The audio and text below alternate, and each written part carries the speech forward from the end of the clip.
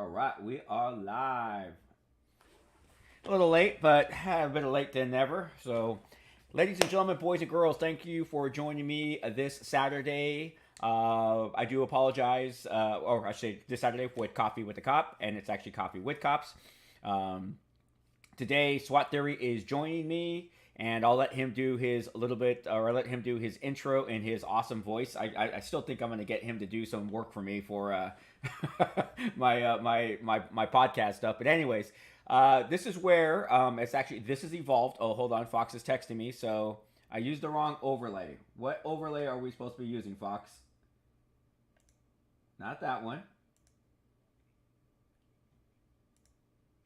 Where's it at? I don't see Coffee with Cops. I got Coffee with the Cop, blue thin line. That's the one we're using. Oh, wait. Yeah, you're right. Where is it at? Ah! Sorry there. No, there it is. I don't.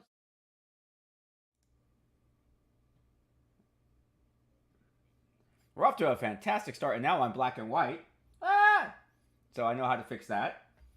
That is actually a cool fix. So I'm not going to stay retro. So let me open up my Discord real quick, guys. I do apologize. And then we'll... hey, why don't you take this time, SWAT, to give us a little... for the new users.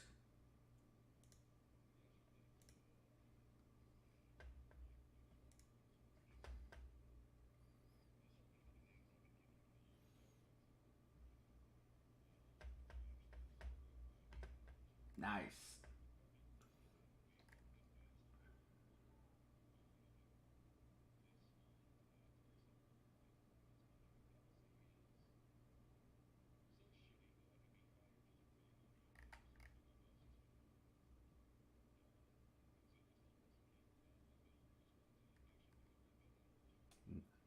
Nice.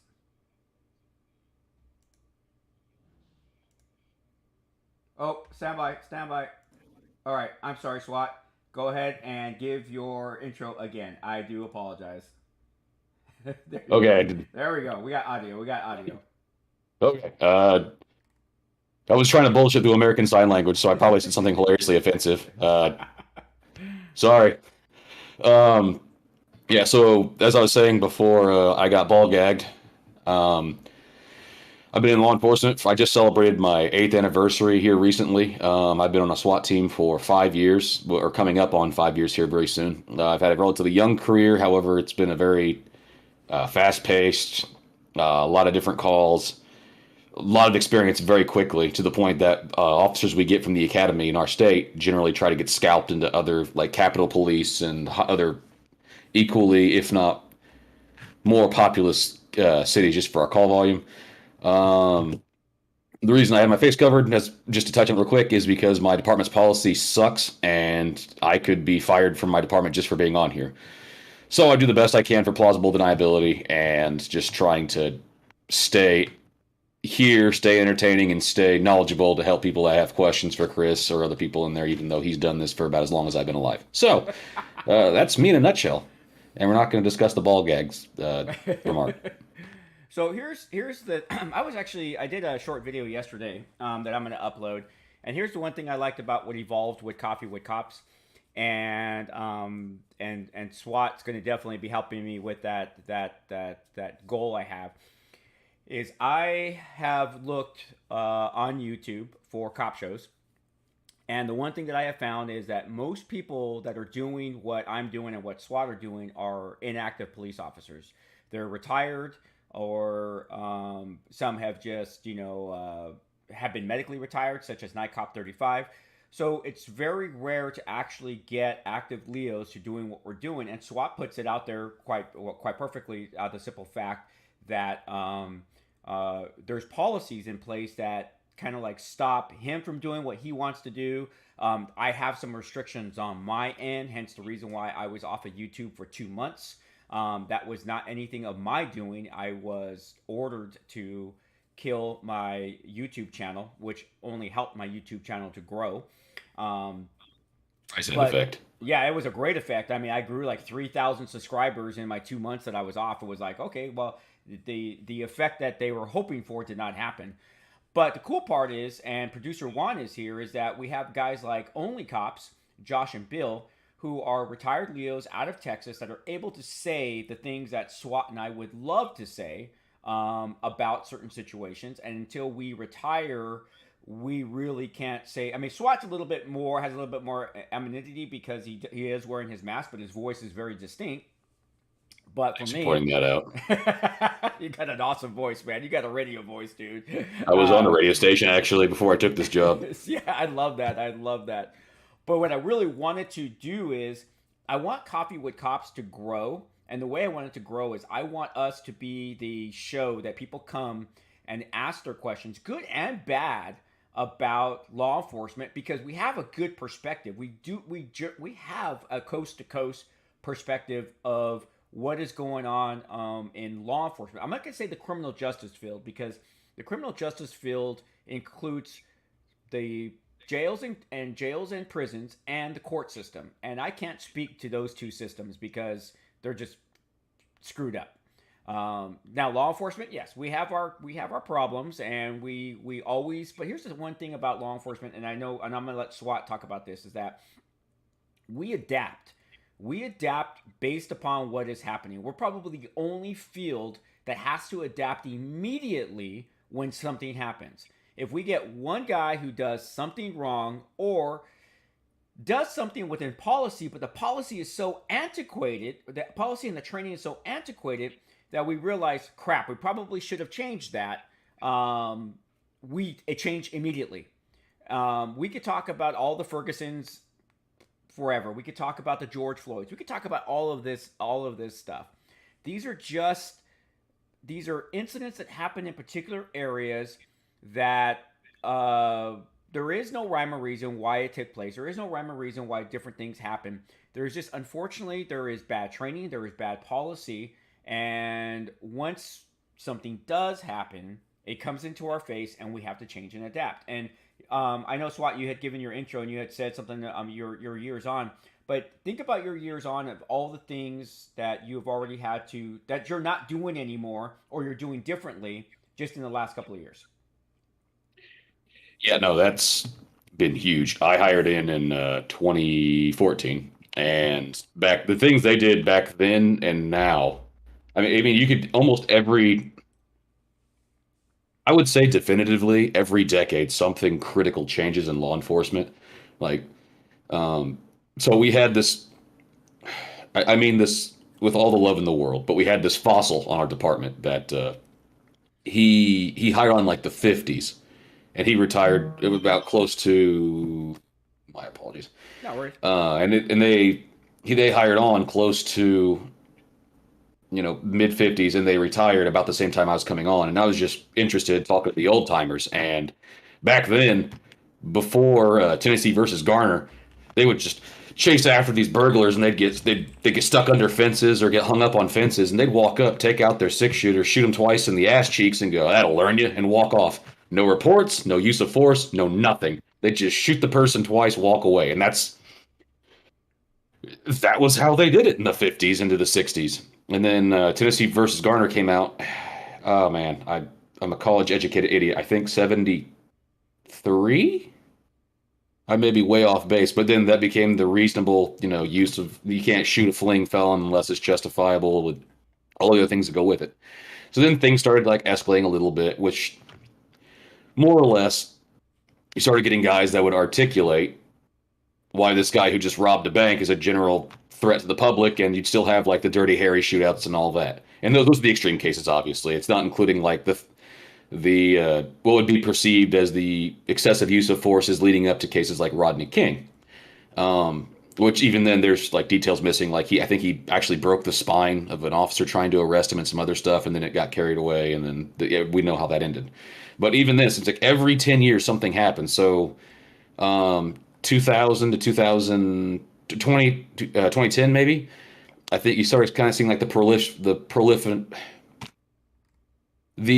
the excessive recording of police for like social media. And I don't mean excessive as in like everybody's doing it. I mean it's sort of like kind of like how you see First Amendment auditors or other people kind of like recording and trying to get a rise out of police, which was both good and bad. I mean, it showed both sides of guys who were just kind of out there just doing a job that they just sort of didn't really understand. And then you saw guys that were out there that were just on top of it, like the infamous MP5 video from, I think, LA, where this guy had a 22 single shot that was modified to look like an MP5. And the guy explained, okay, time out for the rules when he's trying to do his, like, borderline sovereign citizen rhetoric of, hey, look, you have an MP5, I'm on a TAC team, I understand that MP5s are blah, blah, blah. And he explained it, all the reasonable steps to it, looked at it, went there and said, okay, cool, it's just a 22 caliber thing. I'm going to put the magazine back in your back pocket. Here's your firearm back. Have a good day. Which a lot of us saw as, okay, cool, it's great. But then that sort of gave way to what I experienced when I was going through the academy and all that stuff was when like the Mike Brown, the Trayvon Martin, all those cases were showing up where it became an issue of, okay, well, now it's just their word against theirs. So all the decades and decades of law enforcement where you were just presumed to be telling the truth was now, okay, well, you might be telling the truth, but now we need body cameras. And so that became an ordeal. And it's just been interesting to watch how law enforcement has kind of had to navigate all these social challenges that kind of come out, like challenging almost every aspect of how we do our day-to-day job. And it's just incredible to kind of see the policy changes and effects that kind of takes place in like just a more recent example. They tried to challenge qualified immunity, which a lot of people just apparently blanketly assumed in our city until we had like a town hall meeting where the public could attend. They assumed that qualified immunity was we showed up, people are screaming, "Oh, I'm scared!" Bang, they shoot them. They didn't realize qualified immunity is like if you're doing CPR on somebody and you collapse their chest on it, or break some ribs and it may puncture a lung, causing them to have a medical bill. It kind of protects us from trying to do what we feel is right to save your life, and you can't sue us because we accidentally broke a rib trying to keep you in one piece. And that was challenged even in my city, which was just beyond my own comprehension in my less than a decade of trying to help people and them not wanting it, if that makes sense. It's just one of those things that you just kind of watch progressively just get more and more difficult to do, not the antiquated way, but what you feel is the right way, and people still kind of fighting back and saying no and finding a way to kind of appease both sides of people working in law enforcement and helping the public in general, if that kind of makes sense. Oh yeah, you said it best. You actually, what's funny is you mentioned a couple of like the Trayvon Martin thing. What really upsets me, and I watched there was a video. It was actually a PSA on regular mainstream TV where they were showing the faces of all of the African American people that were killed. I was trying to think of the actual word, but all the people that were killed by law enforcement in one particular year. And so they're showing their names, okay? And then they put Trayvon Martin. And I'm like, you know what? This is, again, American propaganda. Or not American propaganda. This is media propaganda because Trayvon Martin was not ours. We have enough. We have our own. We'll own up to our own. But don't put something that's not ours. They put two up there, and it really pissed me off because people who don't check facts are going to only assume that Trayvon Martin was killed by the police officer. And that was it was a civilian. It was in a gated community and all, and Florida's, no retreat law, all this type of stuff. But it was just like, it just goes to show you how the media is just trying to play, the public against us. It was something Zimmerman. I can't remember his first name, but I remember he was like a private security for that community. So let me ask you this question, because the producer Juan from Only Cops do it out there. How do you feel about a national standard for training in law enforcement? It's impossible. No, I know, and I know he's asking the question for the community to understand why. Before I get my perspective, give me your perspective why you think it's impossible, because I agree with you. I believe it's also impossible. It's the same concept of Graham versus Connor there, and it's the same concept of us being taught in the academy. There is no routine traffic stop, even though we all know it's effing bullshit. You pull up to a car, hey, it's no signs of danger. It's the same thing. Hey, you broke the law. Let me do this. Yeah, I get it. There is no routine, but there are routine within reason. Not getting the warning signs, not seeing the signs we know to look for.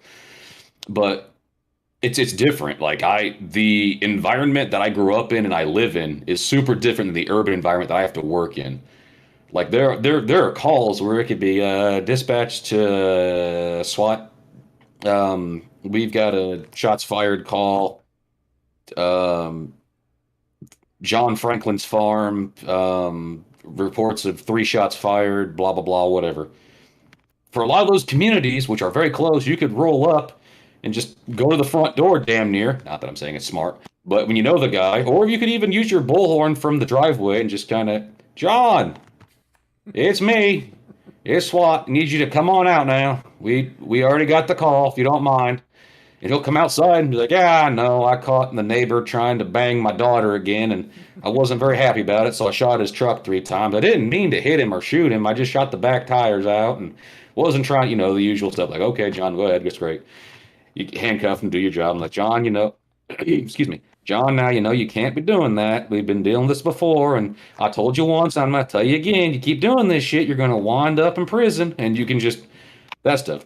And you can fast forward to, like, inner city, and it's a totally different ball game. Like, you can get told that Tyler or Jake or Jay or whoever might have a damn gun in their backpack, and it's one of those things you stop them in the hallway of school or someplace with your gun maybe not pointed at them, but drawn at the low rate and be like, hey, Jay, hands up, man. We're not doing this.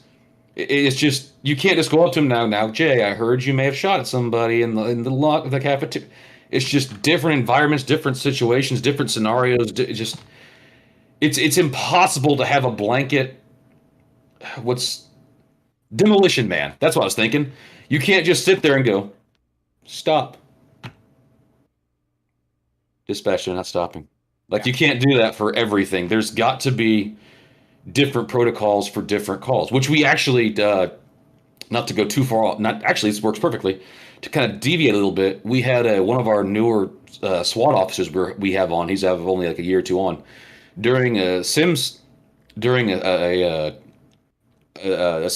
situation, he unloaded on a guy who just kind of quickly got out of a car, grabbed a gun, and started walking like back towards our Bearcat when we were doing it, and he just lit the guy up.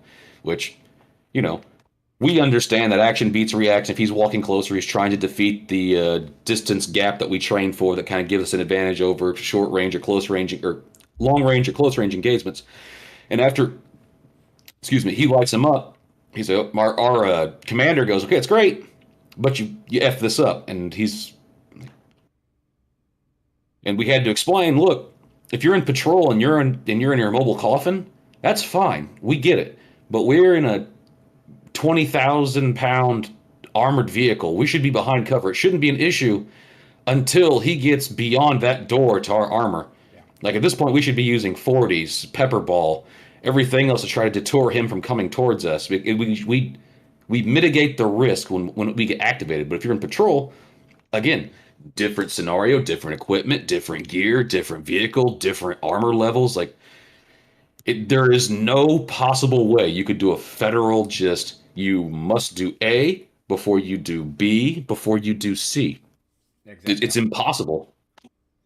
No, I agree with you. I'm not going to even add to that, because you said exactly what I would have said as well. It's just, and from region to region, from even county to county, things are so different. Like you said, it's so different from like where you grew up to where you work. And that's actually where, I think when we have our academies are designed to teach us how to police in our particular areas, and it's... Sorry, when you said that, as soon as you said it, I was like, like the way county, I'd say almost, I want to say region to region, because it's like a native, like, for example, follow me in this. Italy has like 117 dialects, but if you live in a region of Italy, you can speak like that region's dialects or whatever. Uh-huh. It's kind of the same for policing. If you're at a certain section of your state, if you grew up there or you live there, you kind of get a feeling for the culture and the understanding of your city and area. For example, if you're white, you know where not to go after sundown. If you're black, you know where to go after sundown. If you're Hispanic, like all that stuff, just like the high crime, the low crime, the hate, the acceptance, all that shit for different areas makes sense. But when you go to the academy, there's the joke we have in our department is, all right, now that you're back from the academy, forget all that shit they taught you. Right. Yeah. And it's almost blank, I think, across the country, which there's some stuff that I took to heart and I kept. Like when I learned about passenger side approach and saw I think the state trooper in Ohio, that video, which is nefarious for just how it ended. I've always done that. And that's like the one thing I never forgot from the academy. But there's other stuff where like they tell you to tell somebody to put their hands up, then behind their back, then put their hands like up behind their Oh back. yeah, It's like, yeah. It's not gonna work. Yeah. or another one that a lot of my new guys just keep doing. If somebody's sitting down, they say, "All right, stand up, put your hands behind your back." Why? Why? Why? You have the height advantage, and if he's gonna fight, he's got to stand up and then fight at you. Or if he's gonna stand up and punch, you're gonna see him trying to stand up and human anatomy. They're gonna try and counterbalance as they're getting ready to swing. It just pisses me off because every time. Sorry, I think I made my own camera mad. Come on, there it goes. Yeah, it's like every time they do that, I'm sitting there going, I almost scream, "No, sit down!" Right. And I'll grab a hand like, "Why, dude?" It's like, "All right, I need you to pick that gun up, unload it, and then." Oh, hi, Bear. Sorry, I was yelling too loud. It's like, "All right, I need you to pick that gun up, make it safe, and then turn and face me." Yeah. Just you have the advantage. Don't give that shit away. I know that is a pet peeve. Yes, I mean we're always we know that. Hey, real quick before we go ahead, Dad. I was going to say another big one is people in cars. If you know they have a warrant or their DUI or their HTV or any of that stuff, it's like, all right, I need you to get out of the car and face the hood, put your hand on the roof. Fuck that. Hey, give me your left hand. Ka-chink. All right, act up, see what happens. Yeah. I mean, you could wrist drag somebody out of a car because they're going to try and fight you, but you've got pieces of steel cutting into their wrists. So it's like, why would you they know the second you say, all right, step out. It's, oh man, fuck, I'm going to jail. I'm going to jail. I'm going to jail. Like they know as soon as you say that. Unless it's like the beginning of the traffic stop and you're doing like a safety pat and goes, hey man, just need to make sure you don't have any weapons. You get out of the car for a minute. We're going to talk about what's going on. Apart from that, when you say, hey, get out of the car, put your hands on the hood, people generally know. So why wouldn't you just go, hey, can I see your left wrist? All right, cool. Get out. That is the best. I mean, what are they going to do? At that point, if they're going to reach for a weapon, you should already be able to see their hand move, which at that point you can iron wrist drag them and then draw your own service weapon to see what they've got going on. Or just, as one of my buddies who's 300 pounds does, put his foot on the B pillar of the car and rip them out into damn near oncoming traffic. Happened once. We got lucky, but we told him to stop that shit. But it just works. And why guys don't adapt and just keep going back to like I said, like there's no adaptation until it's forced from like the 60s, 70s, 80s, 90s. Right. I'm not talking that much. Sorry, my dog just groaned at me. I guess that's my cue to shut up now. Hey, real quick before we go on, I want to say hi to a couple people that joined us. We got ASAP, Trusty First Number One, Fox Commander, Jester DeWitt's in the house. We got Commander Sweeper, Producer Juan from Only Cops, Poofy Pigeon. I feel bad that we have nicknamed him Poofy, but Poofy is here. He says he got hit by a tornado. I just got hit by a tornado. That is amazing to me. A mini tornado. That is amazing to me that people are putting up with that. Oh my gosh. Or you guys deal with that stuff. Let's see here. Going down. We got Icy in the house. Knox is here. Alfred, another moderator. Thanks, Alfred, for joining us. Let's see. Fan Lover is here. SWAT Theory is on today's episode. Oh, that producer Juan threw that out there for us. I think Fox is probably throwing a couple of links to your site as well. Spiky $29.99. Let's see here. Jinja, I like that. Trying to get everyone here so far that's joined us. Trying to see if we have any other questions. I actually do have a question for you, SWAT, from one of our people here. I want to throw that out to you. Let's see here. Seco Peso's in the house. Haven't seen you in a while, Seco. What's going on? And see Charger 389. Hey, hello. Seco. Let's see. Thunder. Oops. I think I might have skipped. Ooh, someone just threw us a super chat, so that's going to kind of mess me up here. 50 pounds. Warrior Age is here. The Drunken Coffee Man. I like it. Shipped Studios. Al is here. Jihad is here. Probably spelled that one wrong, or I said that one. Rocky Johnson. And it skipped King's Gaming. Cupuccino. All right, SWAT. So someone asked in chat, how hard is it to become a SWAT operator? And I'll let you talk about that one because you probably have the best experience with that now. So, How many years you been in now?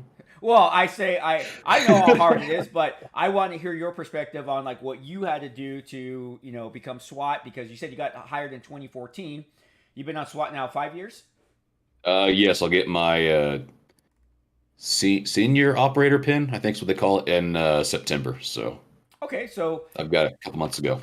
I would actually like to pose this question to you. Then that way you can go into the preparing for SWAT. Obviously, you're a police officer, patrol services. Then you decide you want to be a SWAT operator. So, what was number one the reason what drove you to go to SWAT? Because we all know that SWAT is not for everybody. And then, what did you have to do to prepare yourself to actually make the team? So, ironically, it was kind of backwards. Going way back when I was a kid, had a fascination with Batman. Which sounds really cheesy, but Right. Batman had all this cool shit to like take over and just outsmart, outwit, and outgadget like all these bad guys, Joker, Mr. Freeze, Two-Face, whoever. It's like I want to be like that when I grow up. I want to be able to stop bad people, which is subjective to the people that are already typing the anger comment. Stop, I get it, I go. So then, as time went on, I know I wanted to do something in like law enforcement, whether I was going to be like an attorney or a judge or just somebody that could kind of like keep law and order and peace and balance in the world. Well, then I saw the really cheesy Colin Farrell movie SWAT back in like 2000, 2002, 2003, 2000, early to mid 2000s. I was still in middle school or high school, I think. And I was like, yes, that. I wanted to do that. And I think the poster even said, even police dial 911. I'm like, yes, I want to be the guy that even the good guys call when they need help. And then I got damn near obese. And that really put a dampener on things I got through high school. So at the time I was going through high school and I went consider the military. I had some, my knee was messed up from like jiu-jitsu training and stuff like that at a local gym. I got told, hey, you could do this. Cousins in the military said, no, I can't do this. I'm like, all right, well, I'm not going to live my life and I'm not going to be the fat cop from Batman. I forget what the detective's name was, but in the animated series, he's like, I'm going to catch that Batman. It's the last thing I ever do. And he's like, always like didn't fit in his car and it was comical. I was like, I'm not going to be that cop. Whatever I do, I'm not going to be that cop. So when I was at college, I had time to kind of sit back and go, okay, what should I do? What's a good... I don't know what the hell I'm doing. So naturally, I turned to the internet, and I found some like weightlifting programs, and I started with like starting strength, and implemented some arm stuff. I was at 260 pounds, I think, at my heaviest. I'm currently 208. Yeah, stepping the scale Sunday. So I've kind of fluctuated a little bit. My dad bod's preparing for my inevitable children we're going to be having soon. So I went through starting strength, like, all right, this is cool. I'm stronger, but I'm not exactly fit cardio-wise because we had this preset, which also check your department. A lot of times prerequisites are posted publicly so you know where you're at. Our department was you had to have like a mile and a half in under 12 minutes and 30 seconds. That's actually pretty fast. It was. When I graduated the academy, my graduation speed for my final exam was 10:17, which was still a little slower than I wanted. I wanted under 10, but, you know, don't go out and party before your PT test is all I'm going to advise. So it had to be that. You had to be able, like, I think the graduation standard was like 25 push-ups, and you need to be able to do like 40, I think, for the SWAT team. Like crunches were like 29 in a minute. You had to be able to do like 40 in a minute. It was just an excessive physical standard. So if you can figure out what your physical standard is, which there's not a federal standard. It depends department to department. So as long as you know what your standard is, you can train for it. So like currently, after starting strength, I did some other programs and like some when MMA was huge and Ultimate Fighter was huge. I was doing like different types of high intensity training with not a whole lot of long endurance training. But now I just do Wendler's 5-3-1 strength training to kind of keep myself where I'm at. And I just run 2 miles after every workout. And I think my time right now in my early 30s is like right at 15 minutes for 2 miles. So, I mean... That's a sub 8 minute mile. Yeah, so it's not... That's fast. It's not terrible, but it's just... If there's any advice I could give anybody after... When did I start working out? 2010? Yeah, 2010. After almost 12 years of constantly trying to keep myself in check... The biggest advice I could give you is once you start something, if it's an 8-week, 12-week, 16-week program, just fucking finish it, because the worst decision I've ever made is I'm like, I'm not feeling strong enough. I'm going to drop my cardio. Never do that. Change it if you want, do something different, but cardio is the worst thing to stop or not do. I mean, it tanks. And I'm sure Chris has had injuries like I've had over the years that, like, if you're running 15-minute 2 mile and you take 4 or 5 days off, don't be surprised if you're not running like a 15 and a half, almost 16-minute 2 miles, because it just plummets. Like, I don't know what it is with cardiovascular, but she is a fickle bitch when it comes to keeping that stuff in line. Yep. So, and I know when I went to, when I went to LA, they gave us like the checklist, and I'm not going to circulate it because I'm not sure how public it was supposed to be, but it was a lot of like, it was more short distance running. Yeah. But I will say, if you've got long-term cardio and that really quick, get on the gas and let it go kind of cardio as well, if you've got a really good mix of both and decent, like, you don't have to be a power lifter deadlifting 405 pounds and bench pressing 315. As long as you've got like body weight bench press, body weight and a half deadlift or squat, and you can keep your gas going when you're working, you're solid. You'll be good to go. Yeah. Oh, and shooting. Shooting's hard too. Sorry. Shooting. Because you went to LASD, right? To SWAT school? Yeah, Sure. Yes, their SEB program. And we got told, oh, you guys use 45s? We have like a 67% failure rate with those. I was like, oh, great, fuck. So I only traveled thousands of miles to be told that I'm going to get screwed. I'm going to tell you right now, LA County Sheriff's, what they call SEB, it's Special Enforcement Bureau. It's SWAT, but they call it SEB. They're no joke. They're no joke. These guys are, they're awesome. I mean, I have trained with them. I've been on their helicopter. I've gone through TAC Med School there. They are no joke. Which one? The Air 5, the one that just recently crashed. Oh, shit. Yeah, that was their recent one that crashed. But I've been on their old Sikorsky and then their new one as well. But I'm gonna say that's what. So when SWAT went to when SWATtheory, actually, Poofy Pigeon wants me to call you SWAT Daddy. Stop it! Only my wife's allowed to call me that.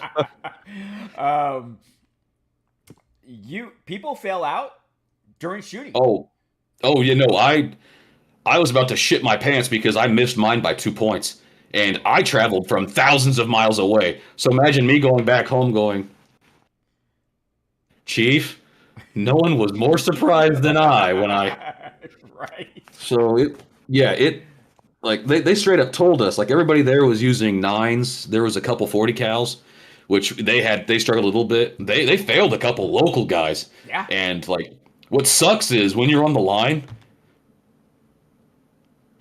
That's not for a live stream. That's a kind of off the thing we'll talk about later. But if you fail the first time, the ones that pass disappear, which means the 6 or 8 instructors they had for like 30 people are now there for like 12 people, and now you've got one guy going, exactly. Okay, attempt 2, and this isn't you get time to kind of like take a break and go. Nope. If you're getting fatigued, you're fucked because it's like, okay, you failed, try again. Oh, you failed again? Last chance. Yeah, and they mean it. Like they threw people out. Like me and my M4 test was flawless because if you can do you've heard, if you can do stuff with a pistol, you can do stuff with a rifle all day backwards. All day, yeah. And like my pistol score, I think you needed like I think it was like 240 to pass or whatever. I got like a 246. I was like, I'll take it. I don't even care. I'll take the fucking bronze medal. I'm done with this. Oh yeah. And then we moved on to, which was funny because the guy I went with was a firearms instructor, and I beat him on the rifle thing. So, of course, the entire time we're there in our hotel room after it's all done was just... And he was getting so pissed, but I think he got like maybe it was 240 was the perfect score, but he had like a 236, and I had a 240. It made him mad. The instructor tried to dick me because one of them was you have to shoot a separate target, and the other guy that before me was shooting 9, so it was obviously a smaller hole. And he's like, I think you missed. Went, bullshit! Look at that again! Right. He looks like, still think you missed. I think he was screwing with me, but yeah, no, the firearms part, you've got to get a lot of really good training when it comes to the firearm stuff. Like our for like regular police, our target is the silhouette, but for SWAT, you had like the tiny little box and the little triangle. It's like this goddamn big from like 25 yards. And you're sitting there going, I can't even see it. It was rough. The SEB guys did not fuck around when it came to their No, they're hardcore. As a matter of fact, they have their own little internal rules where if you screw up, you're off the team. I mean, there is no like, hey. The ND rule. Yeah. They told us. Yeah. So they've never had a negligent discharge. Anybody with a anyone with an ND has not remained on the team. Sorry, I can't talk today. Yeah, exactly. And I was actually present during an ND that happened. Shit. One of my I don't want to say a colleague / friend was like, yeah, he's off the team. Not even any question. That was it. You're just done, and you're done in the middle of the and it was in the middle of an operation. As a matter of fact, that was the part. So can you imagine being on an operation knowing when you get done that's your last day on SWAT? That just would be, Go ahead and put him on suicide watch. Yeah. Let's see here. So someone's asking, hey, where is our Russian police officer friend? He actually, we're gonna invite Spetsnaz. Yeah, we're gonna invite him back. Fox was actually gonna invite him back, but I kind of wanted to do something a little bit different. So I was hoping that SWATtheory, TridentZ, and Josh and Bill would join this Saturday type of thing, because here's the other part is I'm just trying to, I want all of us together, but it's also nice too just to have a couple of guys talking, because then we can answer more of the questions that are being posed to us. So it does make handling the stream a lot easier, and especially with SWATtheory, because actually I had a couple of questions for SWAT which are being asked, which is perfect. So for those of you that have been asking, like, okay, hey, I'm a police officer, I want to be on SWAT. Here's the thing is that you can't just wake up one day and say, oh, I want to be SWAT. You have to train for a while. And as SWATtheory was talking about, you can't just be mediocre with firearms. You got to practice on your own, because most departments are going to let we all have a qualification course. We qualify 4 times a year, quarterly, and I still think that's not enough. I think we should qualify monthly. But I don't. Maybe worse. My department's biannually. There you go. See? Or semi-annually. Yeah, so like first half, we have spring quals and fall quals. So actually funny, we should be on this topic. My spring qual is the 25th. And that's literally the academy standard, and then we're done. See, and there it is. Just like us. We use a standard, and then you're done. And then that means that you are proficient. And I mean, when I do proficient, so here's my thing is that if you're worth your weight and worth your weight of salt, you as a police officer have to go to the range on your own, and you can't just go to a static range. I'm gonna say that SWATtheory is probably going to a range where he's able to move from side to side, front to back, do drills, both his handgun and his rifle, draw from the holster, because most indoor ranges that we go to don't let you draw from a holster. Well, guess where I'm drawing from? I'm drawing from a holster. If things go to shit, usually they go to shit for the officer that has their gun in their holster. If we're ready for it, like if we're in the low ready, yeah, we're gonna obviously be waiting for the signals from the suspect to decide on what we're gonna do next. But that's the part. And then SWATtheory talked about it, the physical part. I could tell you, I know SEB's qualification course. My team is required to qualify once a year, so they have to go back and do the SWAT team physical agility, the Sheriff's Department physical agility at their station in East LA. They have to do it every year. So you do have to keep yourself in shape. So you just can't. And unfortunately, with their qualification, what I do like about it is, and SWAT mentioned this, is that you don't have to be the guy that bench pressed 350 pounds. It's designed for everybody. So it's designed for people my size. It's designed for people who are bigger and stronger. So it's a little bit of everything. It's a little bit of strength and cardio. So you got to have that combination, like SWAT was throwing it out there. So he has a regiment. He's not just a runner. He's not just a weightlifter. He's doing a little bit of everything, which I could tell you as an operator is beneficial, because he may be called upon to do different things that he would otherwise not do. And I'll throw it out there. When I was on the team, I started off as a SWAT medic, and then one day, one of our snipers, his spotter, that's it, the spotter. His spotter didn't show up, so I had to be a spotter. And next thing I found myself, I was hopping over walls in full kit and stuff like that, where my sniper he's in half kit because he has a sniper kit on, which makes him a lot more lightweight. And I'm in full kit, and it's just like, so you could find yourself doing someone else's job, but you don't have the tools that would make you even more effective, and so you just have to adapt. And that's actually, I think that's probably one of the best things about SWAT is that you learn to adapt, right, SWAT? Absolutely, and it's funny you say that because I'm not going to timeline myself to get myself doxxed, but within a certain time frame, we had to go do a rural call out where a guy was hiding in the woods shooting at his neighbor and some other stuff. Where the old "come on now, Jim, this isn't right" stuff didn't work, obviously, because the deputies got shot at, and our Bearcat unfortunately got bogged down, and of course we're all sitting there and looking around, and you can see the guys that have a little bit of fat around their waist, kind of going, "What do we do now?" And it was kind of funny because I watched it was a Halo little animated series, Red versus Blue, growing up, and there was this one character that I think a tank was getting blown up or something, and he jumps out and goes, "Oh crap, oh crap, oh crap, oh crap, running, running, running, running." And that's all I could think because we had to bail out of our Bearcat. Just woods everywhere, and I already saw like where I was going for a bunch of downed trees and basically a bunker. So I jumped out of the Bearcat going, "Oh crap, oh crap, oh crap, oh crap. Shit, running, running, running, running." And I dove underneath it. Totally nothing compared to what we normally do. Normally it's you show up, you get out of the Bearcat, you stand there. This is one of those high athleticism moments where I was like, I might die. And I get down there, and I'm kind of looking for whoever's just looking over this wood line, whoever's shooting at us. And I see these guys, some of these heavier set, like the power lifter guys, going, hey, hey, hey, trying to jog up this muddy hill as I'm laying there going, please don't get shot, please don't get shot, please don't get shot, please don't get shot. And eventually they make it, but it's one of those things they sat there, it's like, man, that sucked. I'm like, you think some sprint work in your future might be a good idea?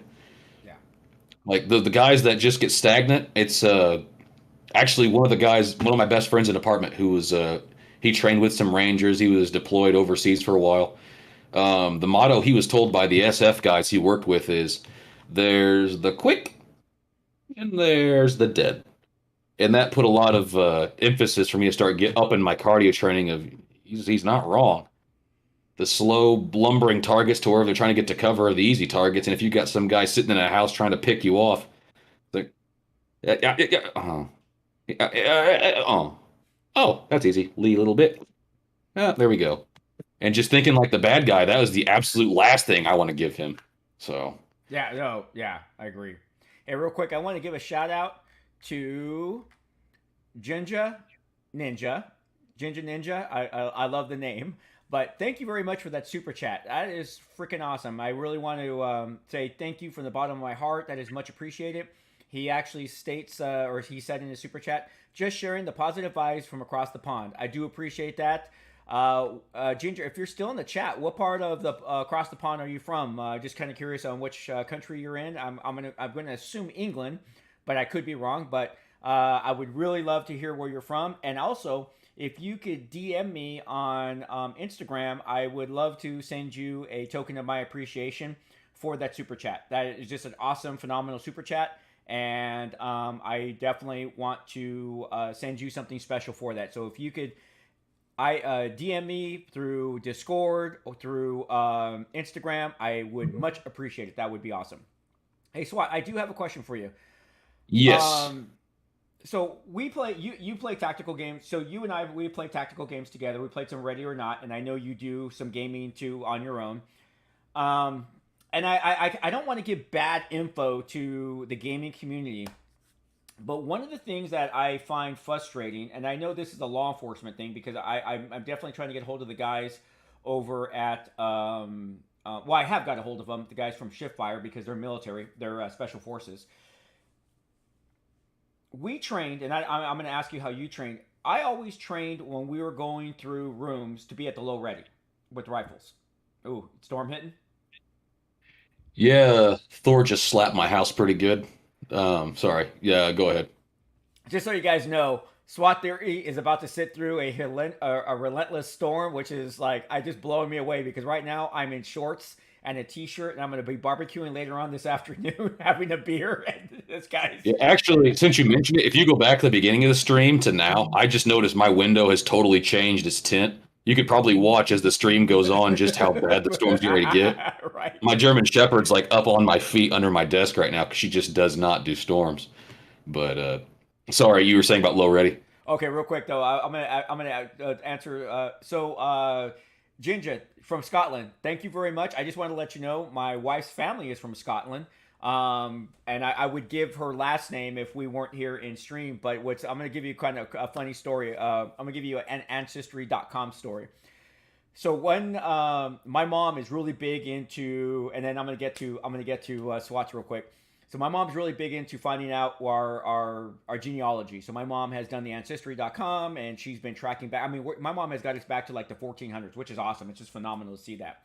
So for my wife's birthday, my wife has always said she was Irish. And if you look at her, redhead, pale as pale can be, glows in the dark. Hey! Yes, green eyes. And so we did her ancestry. And well, if you look at my ancestry map, I don't know if anyone's ever done that, but I have spots. I have dots everywhere. I mean, I have dots in Mexico. I have dots in the United States. I have dots in Europe. So just a hodgepodge of, various different, from American mutt. Yeah, basically, from my dad's Spanish side to all these different things.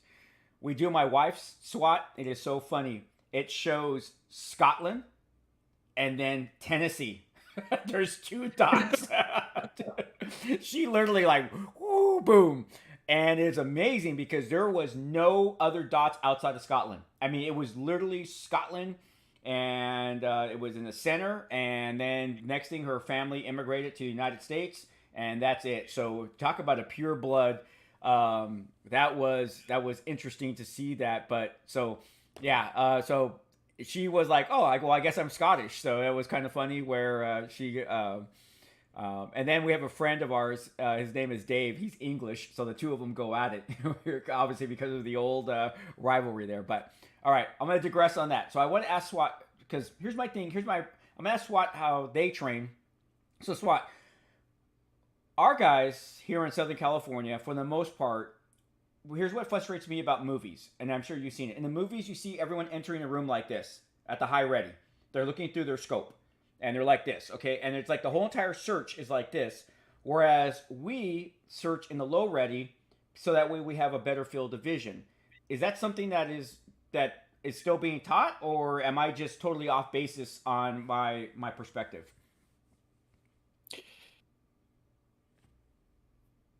Jesus Christ, don't let my commander find this video. They have been adamant. You go through that door. That gun's got to be up. It's got to be up. You got to be ready. Got to be ready. Got to have the gun up, ready. Down. You got to be aiming down the sides. Look at everything. You got to be able to see what you're looking at. You got to be able to see the target. You got to go to your corner. That gun's gonna be up.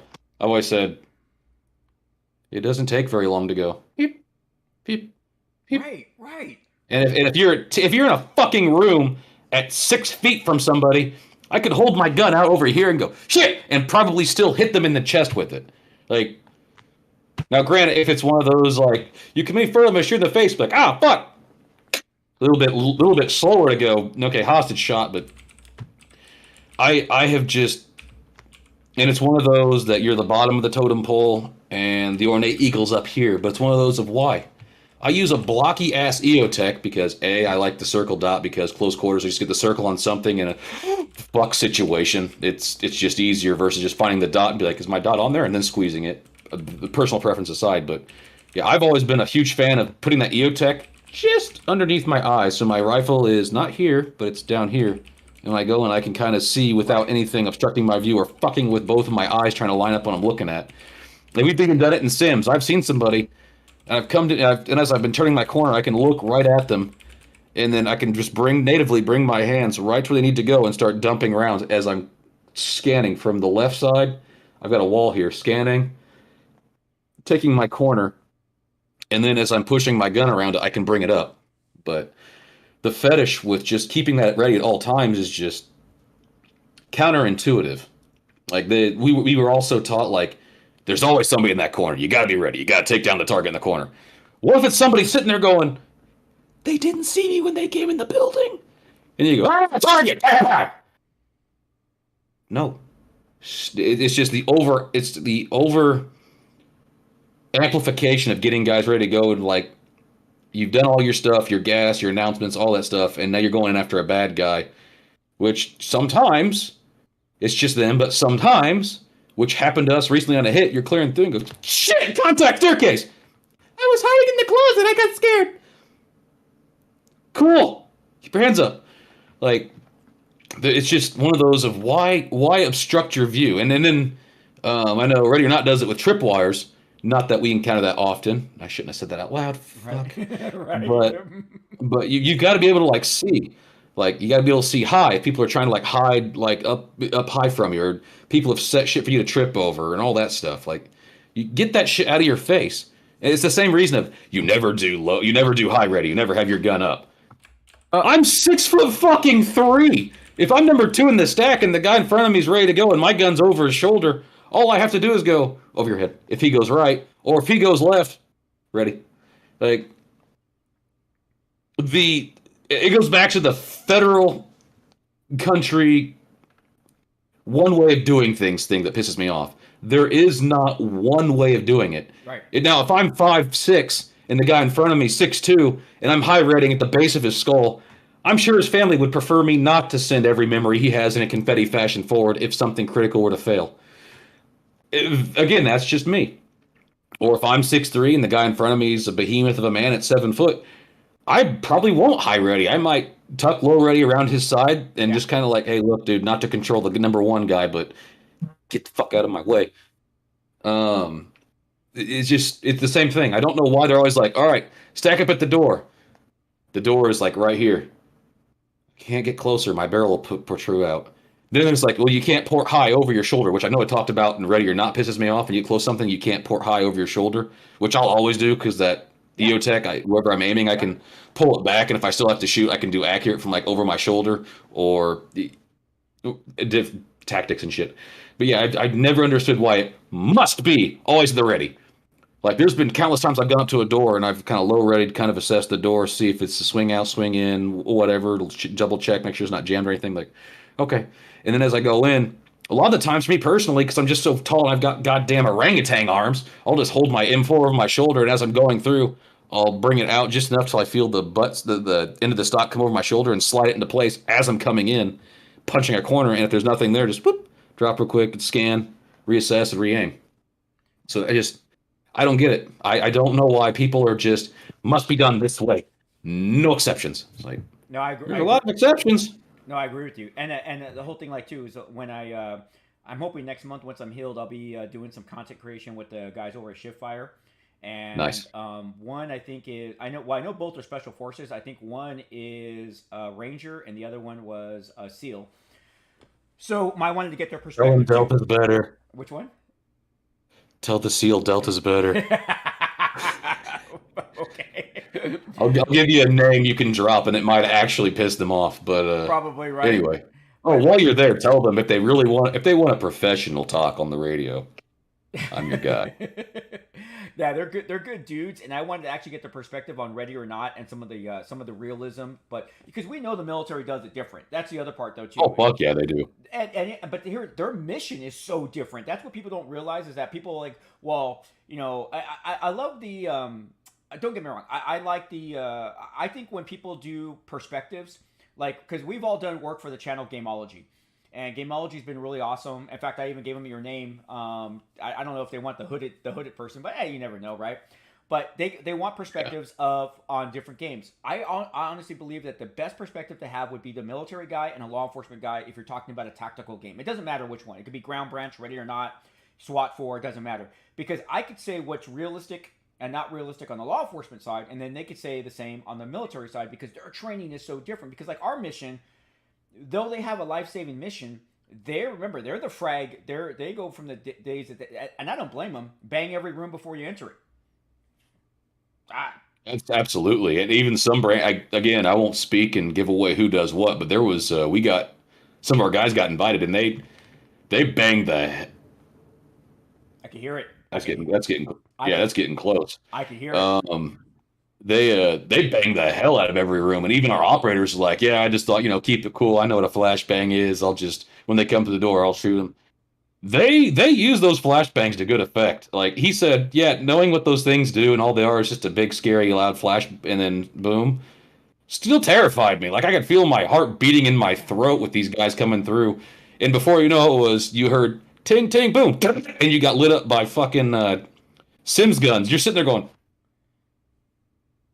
Jesus! And even then you're done. So they do it to great effect. Other guys that doing a less assaulty mission probably would use less bangs for every room. But I mean, again, going back to what you said, it's what is my military? But Met TC, like mission environment time target, like it's all these different variables that depend on how you're going to do like one thing. Like if you're going to, if you so same house, 2-story regular townhouse, totally different mission if there's 3 hostages, 1 hostage, 1 barricaded subject, all totally different battle plans. It's just like you said, how they do things, and of course the military has the benefit of going, they're entrenched in this room, frag grenade out. You can't frag grenade civilians in the United States. Yeah, kind of a big no. No. Yeah, and see that's a part, and I know people get frustrated because I'll make comments or I'll give my perspective, and then I like to go back and read chat from or read the comments from other people, and they're like, oh, that's not true. They do this, and I'm like, I didn't say it wasn't true. I just gave my perspective as a police officer, and you and I have talked about this as well as with the Josh and Bill and Sternal, is we even talk about the differences in our own profession of what we do. Like I said, what I do in California, I'll give you a prime example of this, SWAT. What we do in Northern California is different than what we do in Southern California. I mean, we're talking about the same damn state, and we're talking about things. So here's an example. I was helping our state. We have videos training videos that they put out. The state puts out, puts out.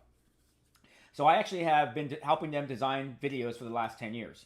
Well, we were on a set, and we had the majority of the subject matter experts were Northern California police officers. So they're watching or overseeing the training video to make sure it looks as realistic as possible. Our actors were real police officers from Southern California. So we have this Northern California overwatching Southern California cops. So our Southern California cops do what they normally do. They sat the suspects on the curb, cross the ankles, hands on the lap while they conduct their investigation. Well, the Northern California cops were like, you can't sit them on the curb. And even I was like, why? And they're like, we're not allowed to sit anybody on the curb anymore. And I'm like, well, what do you do with them? Well, they're allowed. What case law would have been my question? Yeah, well, they said, well, in our jurisdiction, they're allowed to stand up while we conduct the investigation. And I'm like, well, can you put them in the back of your car after a pat down? They're like, no, they're allowed to stand up. No one's allowed to sit down anymore on the curb. And this is the whole woke policing. This is all woke policing. This is all that's from. And it just goes to show you the differences that are happening here because we're like, well, this is what we do. This is what we do. And they're like, really? You guys are still allowed to sit people on the curb? And we were just like, wow. I mean, just to see how woke California is getting. So we even have that own difference in our state. Now, can you imagine the differences that go across? Now you're talking policing in California, policing in Texas, policing in New York. That's how we started this chat. It's so different, and that's why we can't have a standard. You want to hear something that's going to really piss you off? Oh, okay, let's hear it. You're acting pretty fucky. I'm putting you in handcuffs until this situation feels less fucky. That's the kind of leeway we have. I can literally detain somebody just because they're doing squirrely shit. Like if you're in a car and you're reaching around, or look like your shoulder's dipping, or if I'm talking to you and you're doing the felony stretch, the one's like, I'm gonna have to run here in a second. Yeah, right. I can just grab you like, no, fuck this shit. You're getting handcuffed. I don't know what you're trying to do, but you're gonna sit down until we get this sorted out. And all I have to do is write a report with like 2 sentences. Was doing thing, and suspect was being weird. Period. Suspect was handcuffed, secured in car, and after investigation was done, suspect was released. Period. Submit report. And that's all it takes. I agree with you. See, that's the part.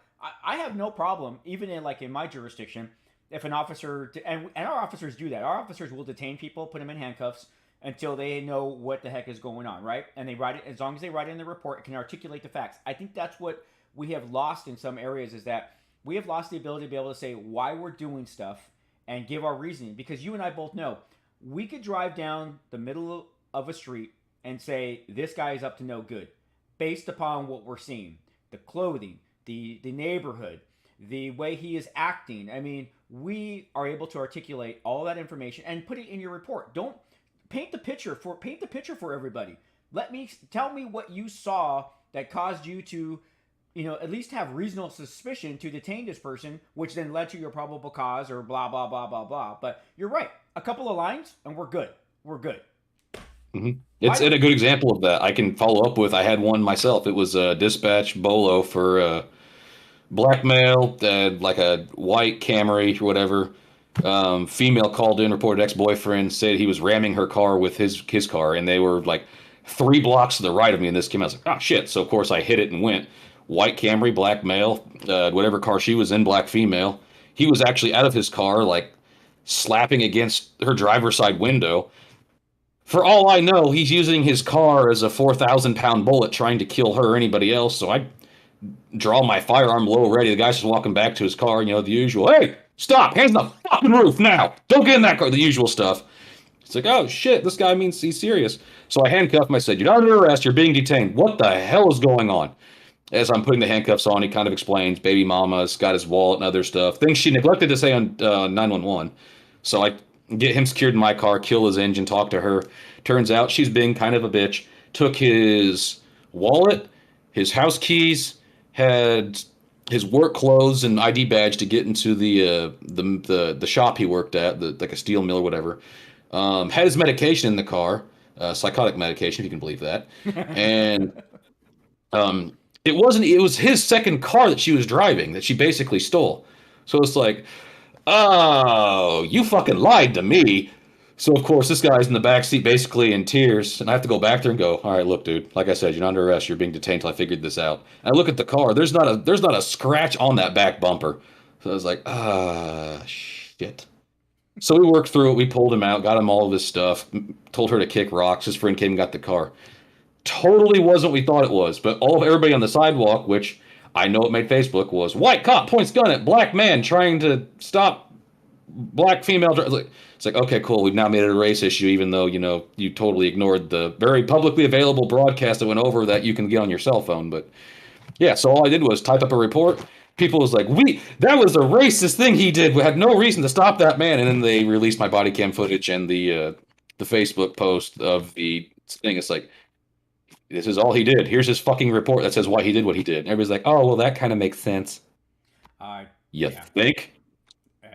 Yeah. I can't imagine how you guys are doing on the West Coast, man. It's well, here's the interesting part. It's still very woke. I mean, we have a DA that wants to put cops in jail. I mean, he says it outwardly that he is, but things are backfiring him now. I believe now we have over 4 million signatures for his recall, which is cool. So I think on September, the election this fall, they're probably going to successfully recall him. But the sad part though is we're changing. But what I try to remind guys about, and I don't know if it's true in your state, we don't have a certification. I should say this. We now do. Before, we're like, apparently California was one of the last 8 states where you can get where you cannot get decertified as a cop. We apparently other states you could get decertified as a police officer, so you'll never can work as a cop again. We're one of the last 8 states. Now we have that as part. It became law where our post can decertify us, and we can try. Now we have to fight for our job back. Go ahead. Sorry, so in my state? We have that law, but it's to prevent shitbirds from say guys are just a total piece of shit. Then I know somebody asked something about how often I saw it in your chat, how often do we deal with corrupt cops? It's not as often as you'd think. Right. Like the media makes it seem like every cop's out there throwing dime bag and fucking everybody's backseat going, oh, what's this in your backseat? No, like our corrupt cops are guys that have drinking or drug problems and they'll kick over. Okay, that actually made news. They will succumb to their vices and do very illegal things plead it down from like domestic battery, which means you can't own a firearm, you can't vote, all that other stuff. And instead, they'll get like disorderly conduct, and they'll withdraw from a department before they're terminated or disciplined, and they'll just put in their resignation, and they'll go fuck off to the department and continue their tirade of just inappropriate behavior. We've done it so that kind of shit happens and an investigation starts. We can put that off to the academy and go, yank this guy's shit. He's going to be a problem before it becomes like, oh, well, how did this guy do all these things for all these years and nothing ever That's how we're doing it. So I'm interested in how California's doing it. Well, what you just said right now is what we went to, which okay, good. It was when it hit us. Of course, we don't like change. No one likes absolutely change. Not. No. And we're like, fuck. We're all pissed off. Like, screw the state. Blah blah blah blah. Who's going to be cops anymore? But then when we started to look at it, we realized we were the last of the 8 states of the union that don't have something like that. And you and I both know, and you just said it perfectly. How do these fucktards go from one jurisdiction to the next? And it's because of that. They're able to say, I'm done here, go away, go someplace else. And the investigation was never concluded at the other agency because they left, and there's no reason to keep the investigation going. But now today, Post gets the information, and they could decertify you. So now you can't go get a job someplace else. So I'm for it, because as long as they don't use it, if they use it in the right ways, and you and I both know that admin can definitely, take tools that are supposed to be there for, good reasons and use them for bad reasons. But I don't have a problem with that, because when you do have that officer that doesn't deserve to wear our badge, and I know you and I share that same belief, is that we believe in our oath. Our oath is everything to us. And I'm willing to die for my oath. I have no problem with that. I don't want to die, but I have no problem dying for my oath. Those people that don't deserve to wear a badge, let's get rid of them. And this whole like blue wall of silence, cops covering up for corrupt cops. No, that's not happening. You can't do that anymore. Body cams, especially. Which pisses. It's a double-edged sword. Like, do we lose a lot of our disabled Army vet came back from Afghanistan missing his fucking right arm, and he's a .1 driving home from the bar from the VFW. It's kind of hard to go, all right, look, dude, you and I both know you shouldn't have done this shit. You're just over the limit. Just pull over, have somebody come pick you up. We've lost that discretion. Like, I've had to arrest mothers on Mother's Day for being .09, driving home after having dinner with her family. War vets, other fucking cops, like all that stuff out the window with body cams. Discretion's basically gone. People can call in and complain you treated somebody different. They go back, oh, why'd you handle this domestic different than this domestic? All that stuff's gone. But on the other hand, like, I tell my guys, I'll die for you, but I won't go to prison for you. Exactly. You do some stupid shit, that's on you. That's you. That is like the best thing that you said. Is that what people don't understand is that you have your family. I mean, I know when the other day when you fell asleep and we heard your wife, that's like great. You got your dog there. You have your livelihood. You have your home. You're not going to lose all that for somebody else. Is a mistake. That's the whole thing. Is I'm not going to lie to cover up somebody else and lose everything that I have worked for over 25 years. Because of somebody else's indiscretions. That's just not going to happen. And you're right. The body cam has changed everything, which I feel it's unfortunate, because I think, like you said, you mentioned the Army vet. That guy deserves to get a break. And I'm sure, and I'm going to ask you this, Swat, because I know you're just knowing your personality. You have not arrested every DUI driver in your career. You have given a non-cop, non-vet, non-nurse, non-firefighter a break. You probably allowed them to call someone to come pick them up, park the car on the side of the road, and you gave them a break. Because I know I did. And unfortunately, like you said, with body cams, that discretion is now because now your supervisor can say, why did you do what you did?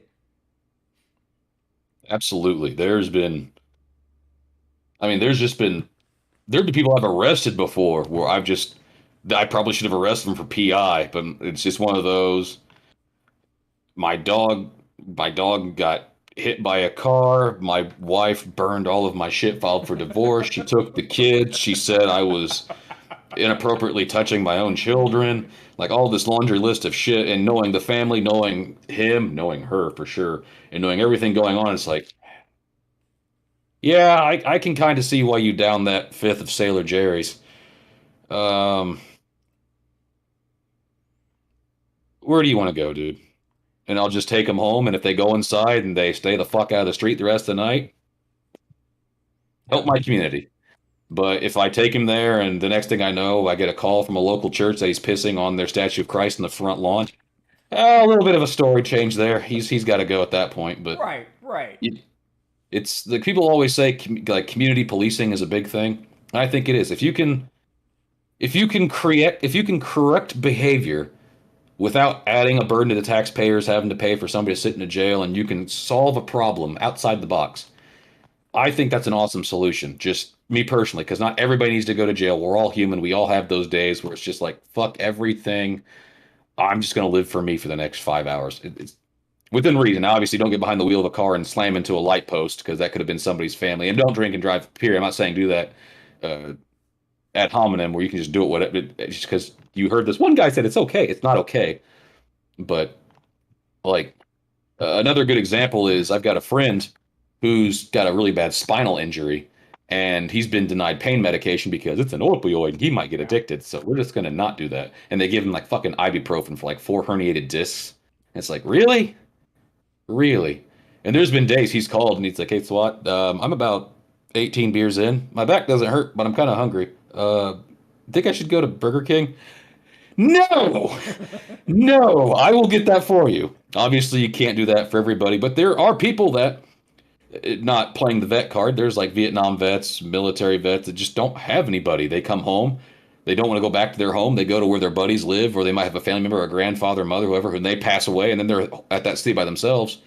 They decide to go do it. Don't do that. Please call first. Uber Eats is a thing. But it's just one of those where you just happen to pull them over because they just kind of swerve twice, and you're like, this is kind of weird. But there's also times where you think, okay, I can kind of cut this person a break, and then they start being an asshole. You know the kind. Yeah. No, people talk themselves into jail and tickets, so that's definitely a thing. Absolutely. Definitely a thing. Hey, real quick, I want to let you know that Producer Juan said they were going to be uploading 10 hours of SWAT theory sleeping on a loop video coming soon. I want my royalties, damn it. That was a funny night. Yeah, just so you guys. Go ahead. You keep roasting me. Just so you guys know, the other day we were playing Ready or Not, and SWAT came and joined us, and we're doing a mission, and he got shot in the mission, so he was on spectator at that point in time, and we went to go start a new mission, and SWAT theory was out for the count. He fell asleep in his chair. We tried to wake him up, but we couldn't, and it was quite funny. So we definitely have some pictures and video of SWAT sleeping in his chair there during the thing. So I'm sure this was fair for me. I drove like 14 hours to DC and back, so a little bit of slack for me. All right, it was not a short trip.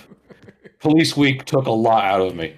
I got back and like, oh, my friends, they're playing video games. I want to play. It was great. Great. That's actually the picture we saw. It exists, damn it. Well, before as we start to wrap stuff up, you have anything else you want to add, SWAT? No, just happy to be here. Whoever suggested I be the voice to talk, I would absolutely like that, but I don't think it's going to happen. I think it's probably somebody else. He's got a fine voice. I'm okay to hear him. I'm better, but still, it's okay to hear him in my ear when I'm doing police stuff.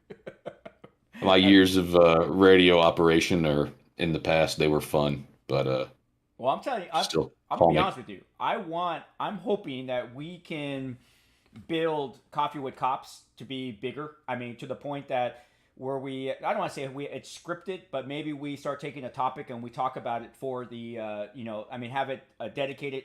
The first hour is going to be this topic, and then we could branch off into questions, maybe like the last half an hour, or maybe the last half hour or hour if we decide to do that, and then announce it ahead of time who's going to be the guests and who's going to be here, because I definitely like this format, especially with the fact that we have so many different perspectives. I mean, we have your perspective, we have North Carolina. We have Sternal. We have Night Cop. Then we have Josh and Bill. Then we have me. And I would actually love to get a couple more people on the West Coast, just because I don't want to be the only voice on the West Coast.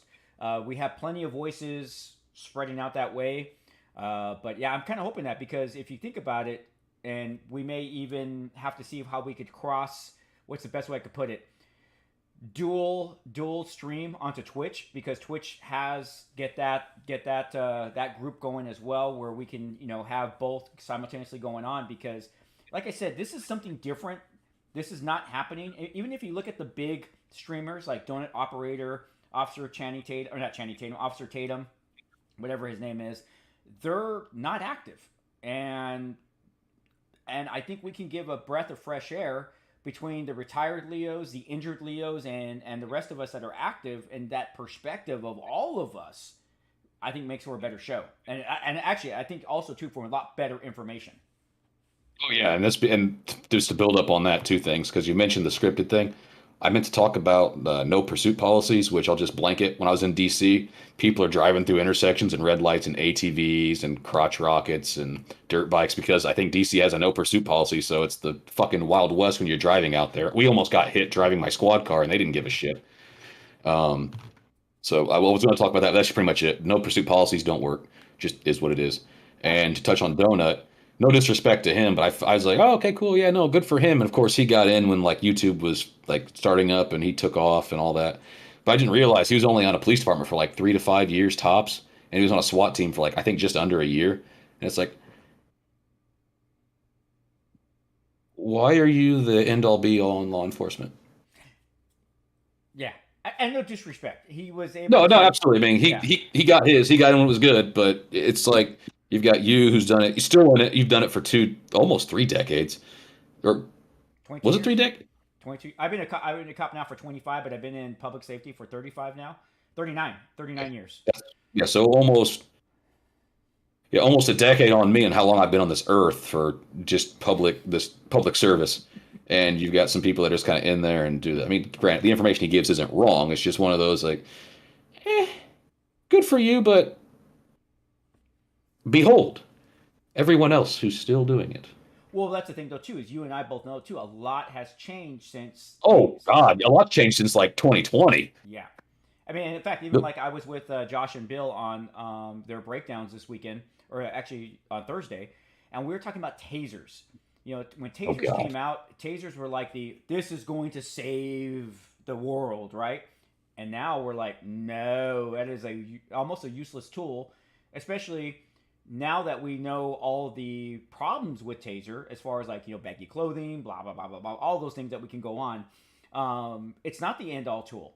And unfortunately, the public doesn't know that. So if we're going to do breakdowns, and we did it this past on Thursday during their breakdown, is we're trying to educate people. And it would be great if only cops had a bigger fan base, because then that information would be getting out more, as far as like, oh shit, now I get why tasers don't work. Because the videos that we were watching, you saw how the tasers did not work. And that's what we need to like emphasize. Say, hey, this is why we're going back to the baton. This is why we're going back to pepper spray. Those various different things that we know, like, it's like we got to ask ourselves, why has the baton never been taken away? Because it's been a great weapon for 100 years. If you can knock someone's shin out and they can't fight with you anymore, I don't know. I still carry a big stick. I carry a 29-inch diamond wood baton. That's my, I love that thing. I think it's the gift that keeps on giving. And,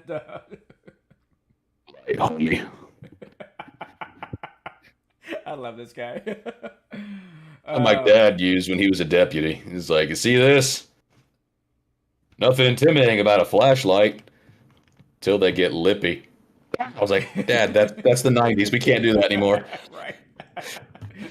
But yeah, so yeah, I definitely want to do that, SWAT. I want to get, and you know what, 2020, and I'll be honest with you, 2022 is wrapping up to be a really good year for this channel, because I met with you guys, and we started co-oping, and it's been like, I spent all of 2021 almost zero co-oping, and Fox finally talked me into co-oping, and it's been, I wish I would have done it sooner, but you know what, we're here now, and that's the cool part. So I definitely want us to get make this show, and even like talking to producer Juan and stuff like that from Only Cops. I think if we have a scripted platform and we have some stuff set up, and I know Fox tries to set it up, or he tries to have questions already ready for us and that type of stuff. I think this can definitely be the place to come to for your questions, and throw a couple of breakdowns in next time, and and answer them to the best of our ability, and then Josh and Bill will be able to say what we want to say, type of stuff. But yeah, anyways, so how's that storm going right now? It's getting pretty bad, and they're asking where I'm at for this birthday party. Oh, And I okay, just, yeah, real quick, because you mentioned 2022, I wanted to touch on something. sure. I was on the red carpet for President Biden's speech for the Memorial Week.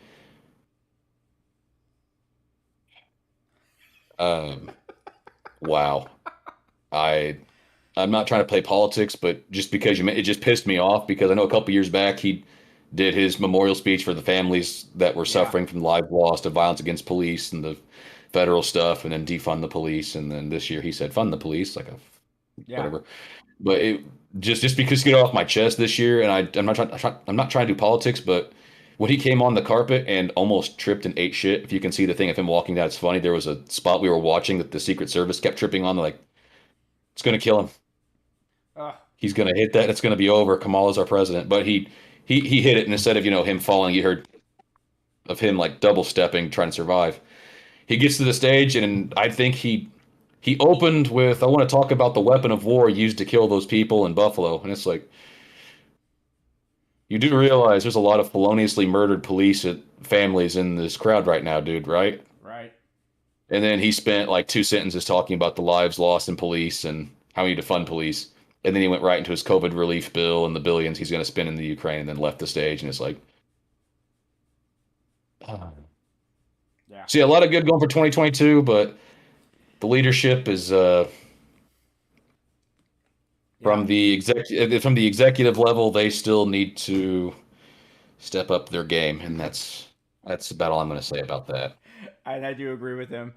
We're going to try, ladies and gentlemen, we're going to try to make this show a lot, actually more streamlined. And I want to just say, better. I definitely want the show to grow because I want to bring the experts from the law enforcement community across the United States to you so we can actually talk stuff and answer questions and kind of like take away some of those unknowns. There's obviously going to be stuff that we can't talk about because it's just stuff that, trade secrets. But once again, that's where that's at. Before I sign off, I want to say, SWAT, thank you for joining me. I really do appreciate it. And we're going to be, hopefully, SWAT Theory will be able to join us next Tuesday for Tactical Tuesdays, where we play tactical games. So hopefully that will be happening. But I want to say thanks again. I want to say thank you for all of you joining us today on this live stream. It's been a lot of fun. And I'm not going to drag this out anymore. So thank you again. Thank you for the super chats. Thank you for all the well wishes. Thank you for everyone commenting and sending me well wishes about, pardon me, about Shadow. I definitely do appreciate it. And don't forget, we'll be back next Tuesday for Tactical Tuesday. And that's it, guys. Take care. Have a good day. And have a good weekend. And no matter where you're at, remember, we could definitely all make the world a better place by just helping one person at a time. And that could be with a simple smile, ladies and gentlemen. Until next time, this is Chris the Cop saying to you, peace. Let me kill our thing there. Let's see here. Hold on here. Let's see. Where's stream ending? They're on me. There we go.